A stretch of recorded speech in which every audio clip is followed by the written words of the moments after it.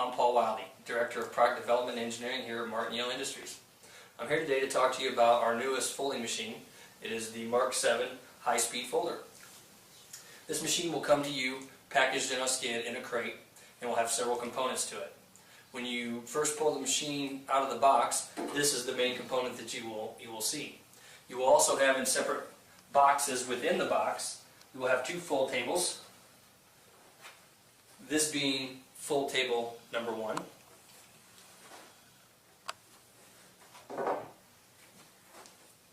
And this being fold table number 2. In addition to the fold tables, you will also have a motorized exit conveyor,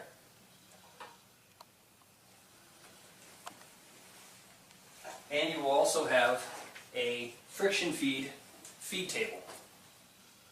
All these components will of course have to be installed on the machine. Once you've unpacked all your components and verified that they're in good condition, the first thing you're going to want to install will be the exit conveyor. To install the exit conveyor, you simply take the cord and it plugs into the machine over here. You push it in and tighten down your nut. You then want to slide the machine in here like this, and it simply locks into place like so. The other part of the exit conveyor goes onto the on as an extension. You'll also note a very simple fold chart that comes with each machine already installed on the exit tray extension, and it simply goes onto the heads of these bolts right here, like so, and it locks into place.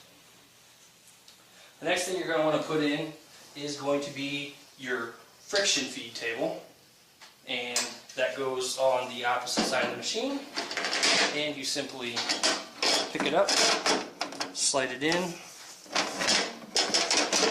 and drop it into place like so.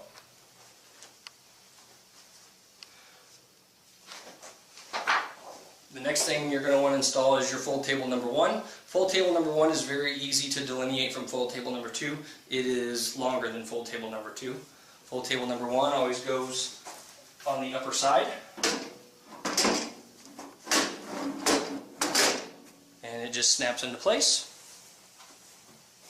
And fold table number 2 goes underneath the feed tray and snaps into place in the same manner.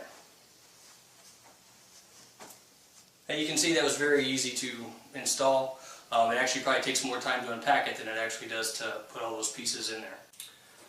To give you a little idea of some of the features that come on the new Mark VII High Speed, paper range. This machine will run from 16-pound bond up to 80-pound cover.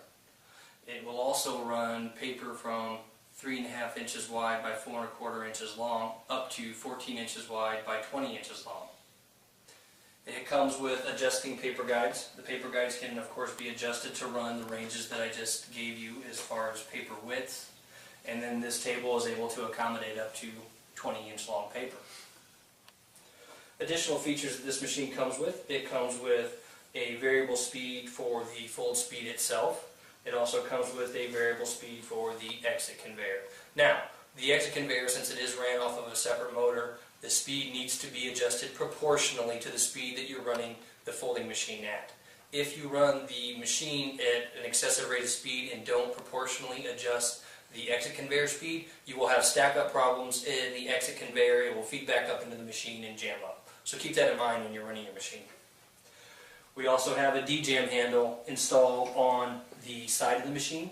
The D-jam handle is actually freewheeling so that while the machine is running, it doesn't of course spin to cause any danger to anybody who may be wearing a tie or have long hair or something to that effect.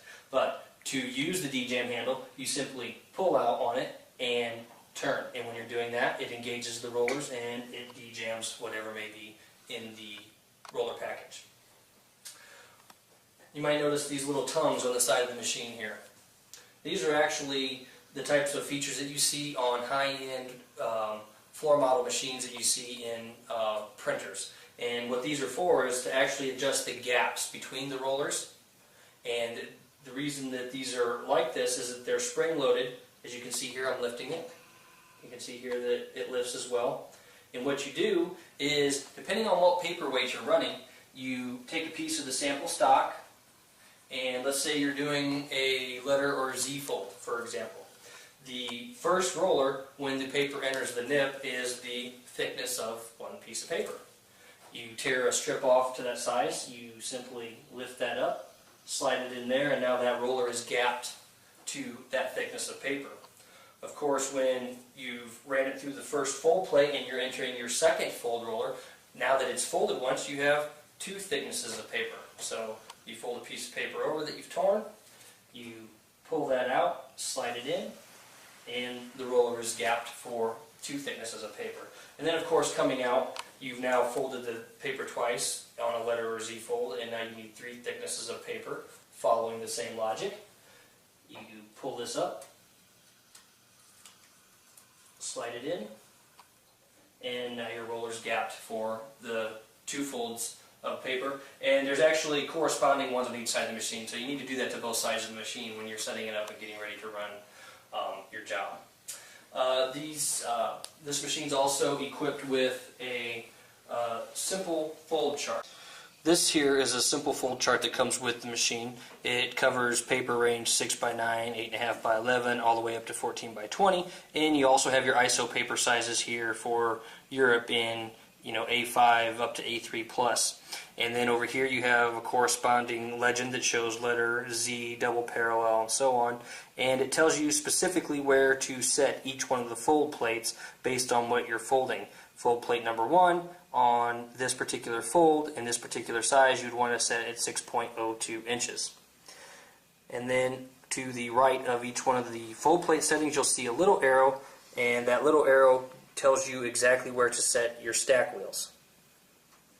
The stack wheels that come with this machine are actually dual adjustable stack wheels. You have an adjustment here to slide like this, and you have an adjustment here to slide like this, and it also flips like this. So you can cover the large range of paper sizes that you're actually going to be folding. And underneath the paper spring here, you will see the corresponding legends and numbers that I showed you on this simple fold chart. So let's say we're going to do a Z fold on 8.5 by 11 paper. You simply loosen up the nuts to slide the paper guides, and you'll see the legend on the side here. And for a Z fold on 8.5 by 11, you need to set fold table number 1 at about 3.67 inches. To convert it to fractions, 675 is 5/8, so you want to set it right at about 3 5/8 inches. And you can see on the legend here, I've got it right at about 3 5/8 inches. You tighten it down, and you make sure you're set equally on the other side to get as square a fold as possible. Now, a lot of times you'll be dealing with stock that's not perfectly square cut, and when you're doing that, you have to be able to adjust your fold stops independently for non-square paper, and that's what these two knobs right here do. It gives you micro adjustment on the paper stop from side to side. Now that we've set the first fold table, I'm going to pull the second fold table out because it's a little easier to set it that way. And this was set up for a letter fold before, and the second fold on a Z and letter fold are exactly the same, and you can see this one's already set at 3.67 inches. You reinstall your second fold plate, and now your machine is set up and ready to run your 8.5 by 11 in a Z fold configuration. I talked a little bit about the paper range that this machine can run. Let's talk a little bit about the throughput. This machine can actually run at a rate of 36,000 sheets per hour, and that rating is determined based on an industry standard of how many half folds it can do an hour. So when you say 36,000 sheets per hour, that's saying you could do 36,000 pieces of 8.5 by 11 in a half hour that's half folded. If you of course want to do a letter fold, it takes a little bit longer. And it also, the speed is actually really determined by the operator, that it has to continually be loaded to achieve whatever throughput. So in this particular case, these paper guides are set up to hold an entire ream of 8.5 by 11 paper, which is 500 sheets. And you notice 500 sheets sits on there, and you're at the full height of the paper guide. You of course don't have to run 500 sheets. You may only want to run 375 or 200, whatever the case may be. But once you've got all that set, your machine's now ready to be ran.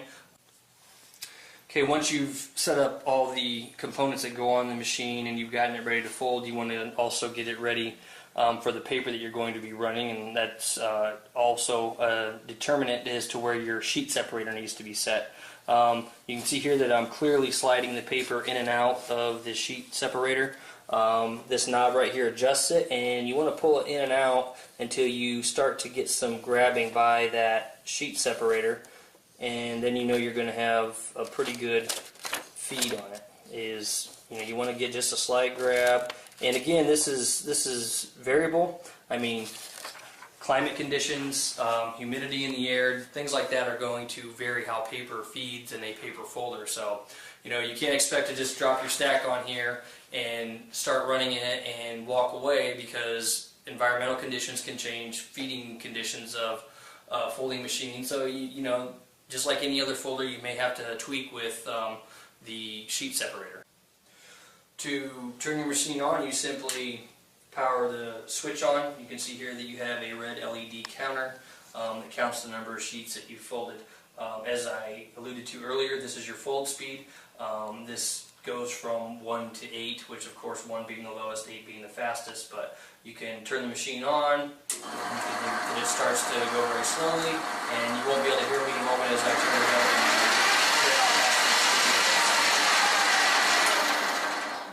And then the exit conveyor is controlled speed-wise here. So with that being said, I will now load some paper into the machine, and we will fold some for you. One of the things that you can do is you can put the paper in here to stop, or you can drop it in on a run, and it'll continue to feed. I'm going to go ahead and power it up and turn on the speed.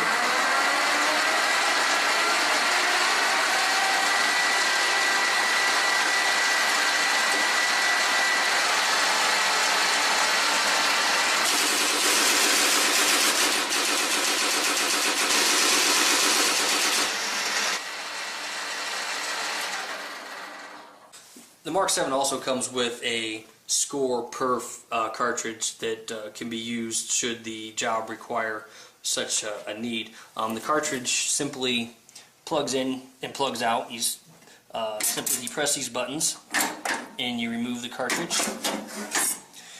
And then what you do to do your scoring or perfing job, you remove this hex cap right here, pull this off, you pull these off, and then the score and perf wheel that come with it and the backup hubs would get mounted on here, and then you would reinstall it back into the machine to do the score perf job. Now, to do a score perf job, you of course can't fold at the same time, because if you have a score perf wheel on the shafts here, it's going to score perf whatever it is that you're folding. Both fold tables come with a reversible profile to put them in backwards. You'll notice along this geometry right here, you'll see a radius. This radius is to match up against the rollers. If you want to do a score perf job, you simply put your fold table in backwards, like so. And you do the same thing to the second fold table. Now, since your fold table is in backwards, and the end that is put in is actually sealed off, it's called a diverter, and it diverts the paper straight through, instead of entering the fold table, straight through the roller package and down through the score perf wheels that you installed, and then it will come out on the exit conveyor either scored or perf, depending on what type of job you're running. At Martin Yale, customer needs is always a primary concern for us. When this unit was designed, it was designed benchtop in mind. However, we realized that the need of many customers is to have this type of a unit mobile. So we designed a stand that can be purchased separately, that the unit's custom fit on. It has indents in it for the legs to fit in, and it has roller casters on the bottom as well. In addition to the use for the friction feed, this stand was also designed to hold an air pump. We will have an air feed version of this machine out sometime spring 2013. If you have any additional questions about the American-produced product here at Martin Yale, please contact our customer service at the 1-800 number you see below.